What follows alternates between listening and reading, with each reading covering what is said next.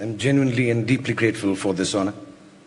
And it is indeed a privilege to be in the company of two phenomenal and extraordinary human beings and talent, Cate Blanchett and Sir Elton John. She is, of course, a lady who commands the wind, and you, sir, command the song of a billion hearts, including mine. So I'm really, really touched that I've been chosen between these two. Just a special request, before you go, can I do a selfie? Now, there I've embarrassed my children. Actors are renowned narcissists. No matter how much we pretend not to believe in external beauty, we tend to be obsessed by it one way or another. And perhaps being surrounded by this obsession of beauty, a few years ago I came across a lady who had been brutalized by an acid attack. And it kind of changed my life, or the perspective of it at least. To disfigure a woman by throwing acid on her face is, to me, one of the basest, crudest acts of subjugation imaginable. At the source of it lies the view that a woman does not have the right to assert her choice, to say no to the advances of a man or a group of people. And yet each of the women I met, I'd found within them the courage to move on with their lives and to reject the idea of victimhood. What struck me most about them was this, that what was done to them only made them braver and stronger and more able to free themselves to make the choices everyone around them was telling them they could not make, couldn't make, or should not make.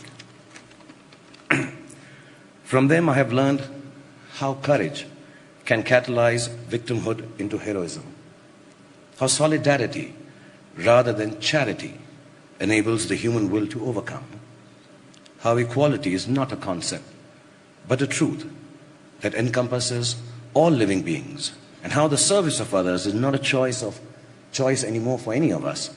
It is a duty that all of us must fulfill in the name of humankind.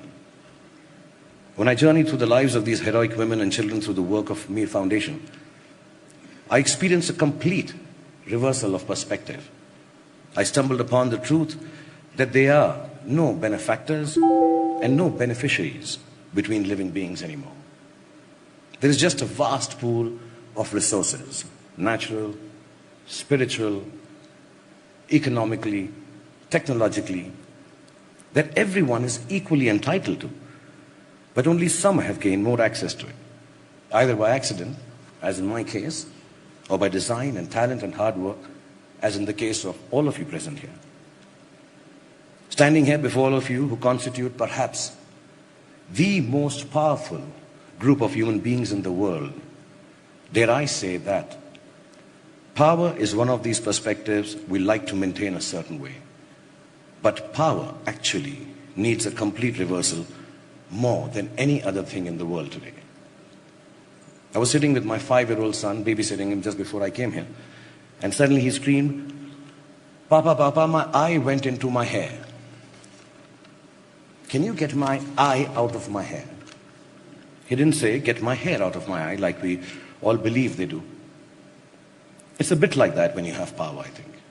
You think things get in its way, but actually it's the power that is getting in the way. It gets in the way of universal access to resources because it seeks to control and enclose them. So we, the powerful, need to get out of the way, I think. To pick the barriers apart, the ones that give us names and races and colors and hierarchies. We need to get out of the way and into the work of breaking open access for each and everyone with a true sense of ourselves, not as more powerful or less privileged, but genuinely as equals. That is what I have learned from my beautifully scarred women.